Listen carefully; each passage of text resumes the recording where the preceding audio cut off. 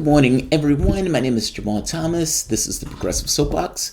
This is an early morning start. If I'm being honest, I haven't been in bed.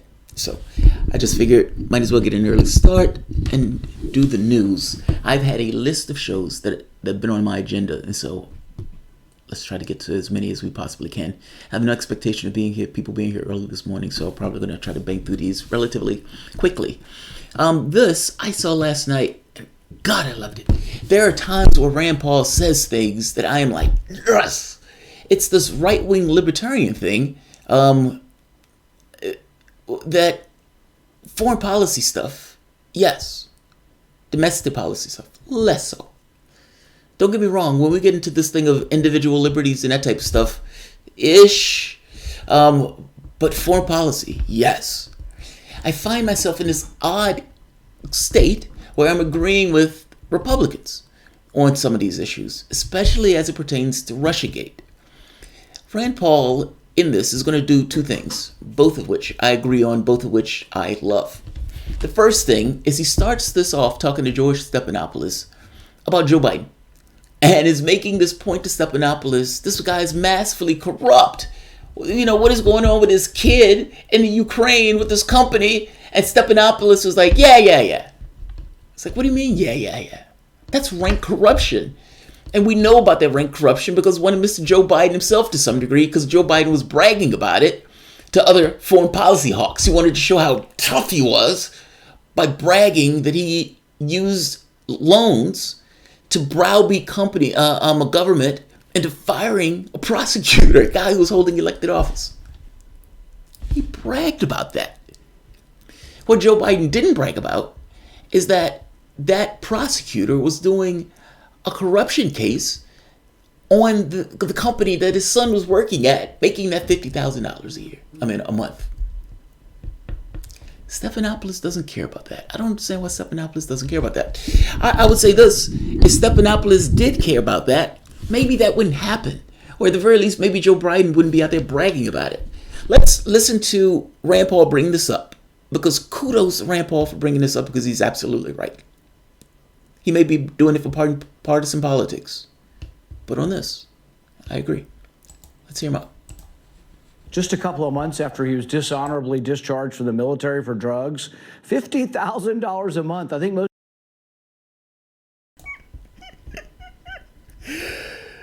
You know, when I listen to that now, so when I'm listening to these things, sometimes if you go to a concert and you pull your cell phone out and you hold your cell phone up in order to take the picture of the concert, you never really saw the concert. Like, you were never really there per se. You were only in the image itself. You were taking an image of it. Like, what you were perceiving was a picture of it, not necessarily the concert itself. It's somewhat of a different thing. One thing is being in the moment and accepting the concert for what it is. Another thing is having an image in your head of what this concert is and taking this image of the concert. Those things are somewhat different. When I'm looking for the video, I am kind of doing something similar in this regard. I'm looking specifically for the content itself. And even though I'm listening to it with a specific aim of content. Hearing that, just listening to it, that is really brutal. Maybe that's why Stephanopoulos kind of was like, oh, I don't want to touch this. Because, you know, one of Joe Biden's kids died. And now Rand Paul is in this kind of really blunt way. He's like, when Joe Biden's kid was dishonorably discharged from the military for drugs. And it's like, ooh, that feels... Something in me contracts a little bit when I hear that. But it's politics, man. You put your gloves on, you can get hit, I think as Gardner said. So, again, kudos to Rand Paul for going there. Let's hear him out. Most Americans will be dismayed that the president's son was doing this while Joe Biden was actually lobbying to have this company, go free of prosecution. My understanding, this is reported in the New York Times, Joe Biden was asking the prosecutor to lay off of the company that Hunter Biden was working for $50,000 a month. The guy just got kicked out of the military. That's extraordinary. That's not what was reported. In fact, he was on an anti-corruption drive. That's exactly what was reported, yes, that he got $50,000 a month right after he was kicked out of the military. It's worse than that. I mean, that's the sad part. Stephanopoulos trying to move it on. It's worse than that.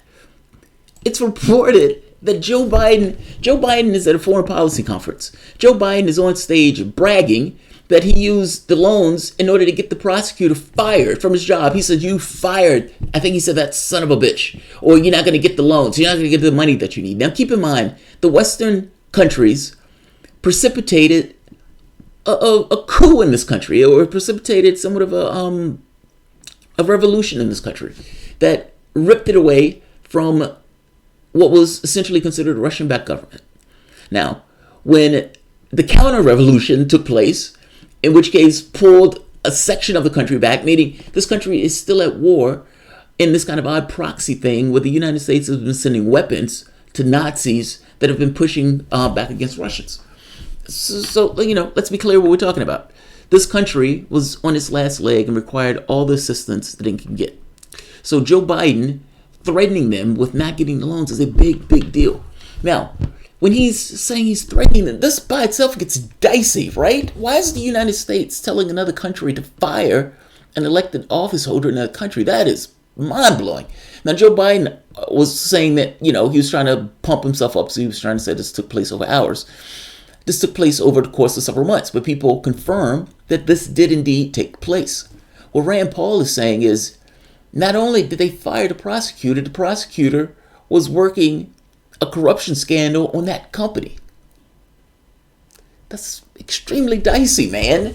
How do you skip over that? So again, kudos to Rand Paul for bringing that up. I like the fact that he brought that up. So let's keep going. They're going to move over. Now, here's another thing that needs to be asked.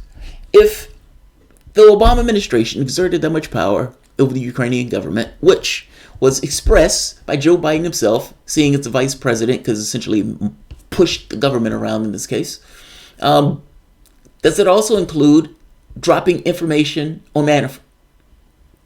Yeah, let's get dangerous. We've already established that they exerted power over the government itself, so we don't have to question that part. We already know it. Thanks, Joe Biden. So the secondary question becomes, Hillary Clinton is in a race against Trump. The Democratic Party was trying to get information on Manafort, which we already know because the Ukrainian embassy comes out and says as much, that there was a mole in the Ukrainian embassy trying to get information. It goes further than that, but let's just even go to the point of what the Ukrainian embassy was saying.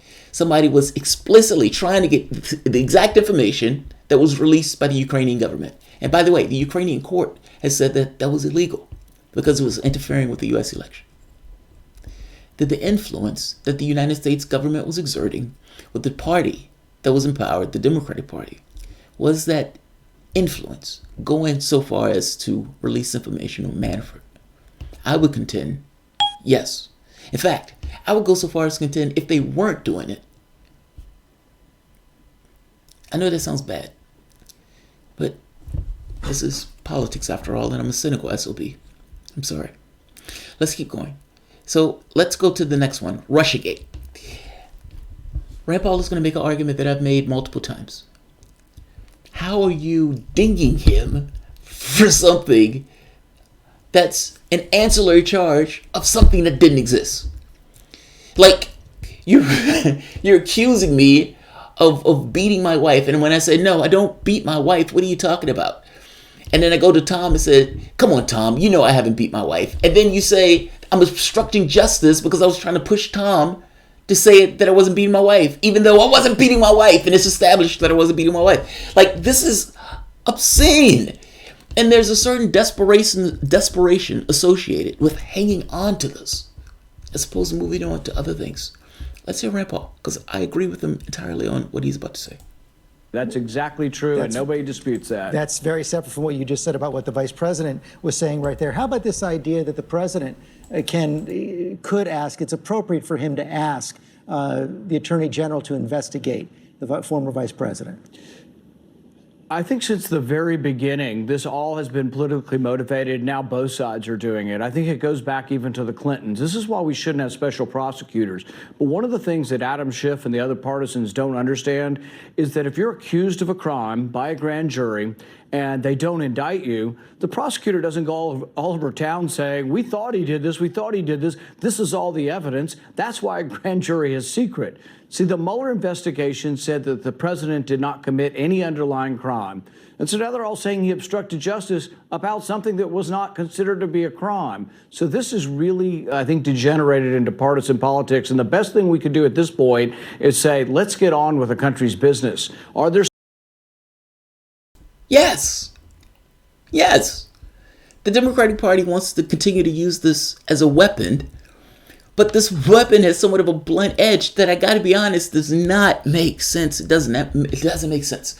Like, I don't know if it's just they've wed themselves to this so much that they can't break away from it. If they think that this is the best lane to which to attack Trump, meaning if you can get any kind of impeachment hearing against the president during an election year, you're better off, as opposed to not having that impeachment hearing. Even if the impeachment hearing, the underlying reason for it is absurd. Rand Paul is saying, how are you getting him for obstruction of justice for something where there was no underlying crime? I mean, that's what we're saying. When Elizabeth Warren comes out and make these, political statements, it's like, it makes me take you less seriously. I'm sorry. If that's what you need to use, it makes me take you less seriously. Some underlying constitutional issues. Yes, the primary underlying constitutional issue here is whether or not the FISA court, which is supposed to spy on foreigners, which has a lower constitutional standard, can you use the FISA court to spy on a presidential campaign? Can you use the FISA court to seek information about Americans? That truly is a travesty and truly is unconstitutional, and that's the root of the problem we should be addressing. Well, as you... Yes! Yes! Do you realize that secret court, 99.7% of the cases that's brought before the FISA court is approved? It's a secret court. It's happening like, we used to laugh at the Soviet Union for having a secret court. Like that's an amazing thing. And he's making a really good point. He's like, these guys got a FISA warrant in order to spy on one of the presidential campaigns. Now, if this was a Republican doing this, all heads would have exploded. But because this is Obama, they look at it as, Democrats are too weak to do something like that. They would never do that. Why wouldn't they do that? That's exactly what they did. You had spies and moles that was trying to be a honeypot in order to get Papadopoulos. You had the FBI having this discussion about whether or not to use a constitutional amendment in order to give her to the president, essentially to depose the president in this case, wearing a wire to depose the president. You had another case where you have a Democratic president that has a Justice Department. And mind you, and he made another point, this goes back to Clinton. The people who were on the Clinton case let Clinton off. And in letting her off, those same people that let her off turns up on Trump's case and gets Trump in some kind of investigation. Like, this is sketchy on its face. Nobody cares. They literally used the FISA court in order to spy on one of the campaigns. Loretta Lynch says she's not going to be a part of the investigation. And you can understand why she's not going to be a part of the investigation. The Democratic president appointed the Secretary of State, who's now under his FBI investigation and could be potentially indicted and even perp walked. And the Democratic president put in a Secretary of State, an Attorney General, who's overlooking the case of that Secretary of State. That looks dicey. So she says, I'm not going to touch this. I'm going to leave it to the FBI. So that boiled down to Comey. But we find out later that the FBI did try to bring charges. And the Justice Department wasn't hearing it. They weren't hearing it. This stuff has been a wash of lies. And so, yeah, I'm somewhat skeptical of this. And what he's saying here is plausible. Even if you say, well, look, I don't think that's true. We've just had 3 years of an investigation where people have told us that Donald Trump is a Russian agent and we need to do some level of investigation in order to attest the fact whether or not he's a Russian agent. But the entire time, everything was taken from the perspective that he was. Any bit of information that came out, usually they got it wrong, was in the direction of him being an agent and being controlled by Vladimir Putin. I am told that needed to take place. That investigation needed to take place. There was sufficient evidence for that investigation to take place. Are you telling me there's not sufficient evidence for this to take place?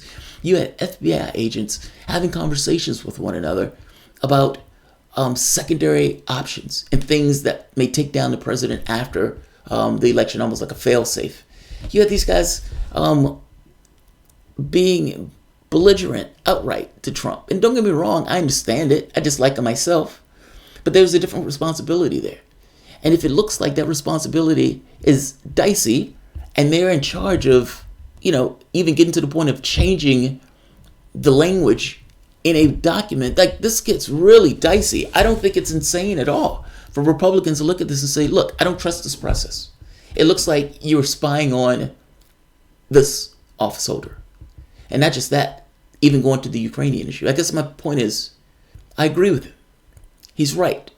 There's a lot with this that it seems like the media just kind of washes over and goes directly into the Trump-Russia stuff. It's really bizarre. I am glad, though, that he's talking about the Trump-Russia stuff in this way because, again, he's absolutely right. There's no requirement that there being an underlying crime for obstruction of justice to exist. And you've got something like 800 former federal prosecutors who say they believe that the president would be prosecuted if indeed he weren't president right now. So you're not concerned about that at all? I think most Americans would disagree with that. I think most Americans would disagree with that. Most Americans would hate the idea that you're called in to talk to the FBI, and when you're called in, they say, what did you say on the phone to somebody 2 months ago? And if you describe that inaccurately, then the government's going to say, we're going to put you in jail even though there was no crime committed. No, people are horrified by the idea that you could put someone in jail for obstructing justice on something where you didn't commit the crime. Think about it from the perspective of the president. Isn't that exactly what happened to Martha Stewart? And it was wrong. What they did to Martha Stewart was an abomination. I know Stephanopoulos has a particular job, but it's like Martha Stewart got railroaded. That was my thought. I think a lot of people thought that way. And what he's saying is absolutely right. Take out the partisan hacks for the moment. And unfortunately, I'm including my mom in this, even though I love her to death. There are some people who would say, I don't give a shit if Trump did anything or not. I want to, So take those people to the side. Just people looking at this and saying, with a bend towards fairness, if he didn't do the crime, how are you dinging him for an ancillary charge? I mean, an ancillary charge, by definition, is ancillary. How are you making that the main thing? And you want me to accept that with a certain degree of legitimacy? That looks partisan. It looks overtly so. Shout out to Rand Paul. Doing his thing on Sunday's talk shows. Now, the moment they start getting the taxes, at that point he loses. It's like, check, please. Ding, I get off this boat. But this man, yes. 1,000 times, yes. And I understand he's trying to get his own shots in, but what he's saying is absolutely correct. What he's saying is absolutely, completely, entirely, 1,000% correct. Let's see. I saw something else, and I'll end it here. Donald Addo. Your China-U.S. trade video today was quite informative. A follow-up on U.S. trade relations would be great. Also, I found out that Tulsi Gabbard is doing another podcast with Joe Rogan. Nice. I think it's Monday, the 13th. Very cool. Thank you. And thank you for the China video. I was somewhat uncomfortable going into that video because it's, when I do my videos, oftentimes I try to just explain it to the audience. I used to go line by line from the articles, but I stopped doing that because I realized that other places didn't do that. Other places just explained it and put the articles so people can reference. I tend to like to talk to my wife about this, especially when it's something that's a complicated story. She, she doesn't necessarily like me doing that, but I learn, or I pick up the stuff better when I can verbalize it. And at the moment that I can actually verbalize it to somebody else, I can, for the most part, explain it. Believe me, I've accommodated it. Also, when it gets to stuff like this kind of the politics of this stuff, it makes sense to me. Like, what is the objective of the individual involved? People sometimes get this impression that morality plays into stuff. Like, I was watching Robert Reich, and Robert Reich was doing this video on inequality, and he gives them this example on how somebody was getting massive amounts of money. And he asks them, he says, what stops me as a business from doing this? Like increasing this by like 1,000%. And he was like, well, morality. He says, why would that stop me? My goal is to maximize my profit. That's not my objective. Well, you will make those jobs. Why would I make those jobs? I make jobs only when I need somebody to do a particular job. A job isn't made just for the sake of a job. A job is made so I can make profit. And it's like certainly that these aren't real things that these guys factor in.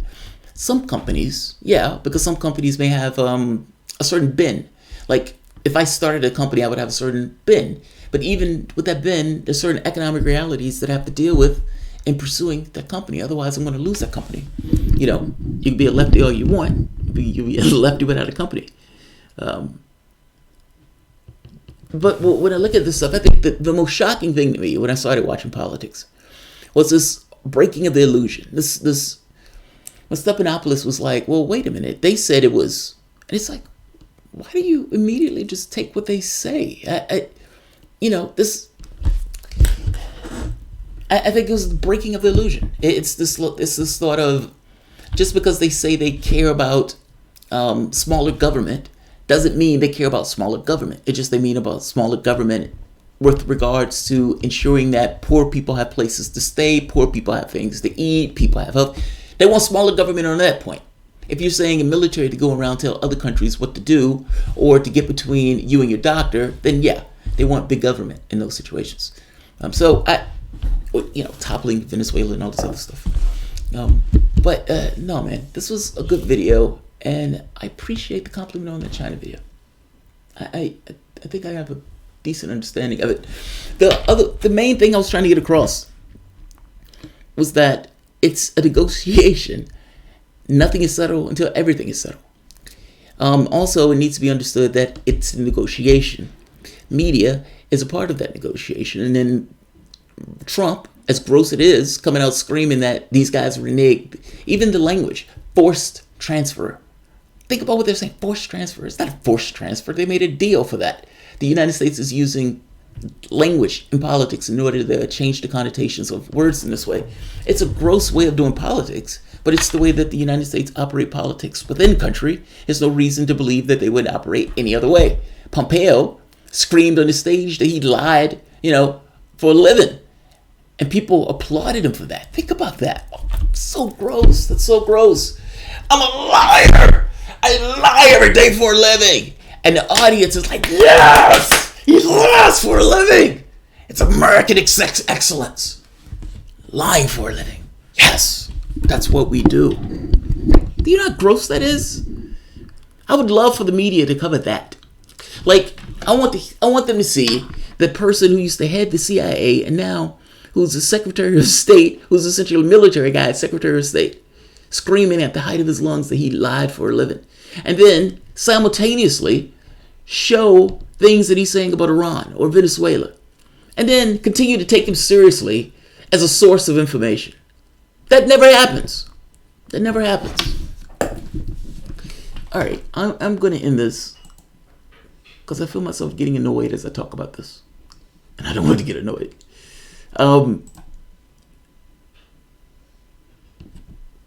Yeah. Jesus' Sermon on the Mount, do not give what is holy to the dogs, nor cast your pearls before swine, lest they trample them upon their feet and turn and tear you into pieces. Jesus Christ. Wesley Walker. What's happening, Wesley Walker? American Sexulence. I have no idea what that is. I have no idea what that is. Solid, because Jamarl, remember, I get your tears. Yeah, they're joking me. The thought is, if Sanders is cheated and Sanders turns around and supports the person who cheated him, I think I've made the point that I would just sit here and cry on camera. I would do it unabashedly. Like, I wouldn't even hide it. Like, you know, some people like cry, they cover their face in their hands. I would, and just weep. And just weep. I give it all. Take it all. Take it all. All my pain and angst. Take it. Just cry on camera for like an hour. They'd be like, oh my God, he hasn't stopped. All of my pain and angst. All right, I'm going to end this here because I have a slew of shows that I want to get done today. So thank you all, and I'll see you momentarily. If you guys enjoy this content and you find yourself coming back to this channel often, please consider sharing, liking, subscribing, and if you really dig it, do PayPal or Patreon. Thanks all.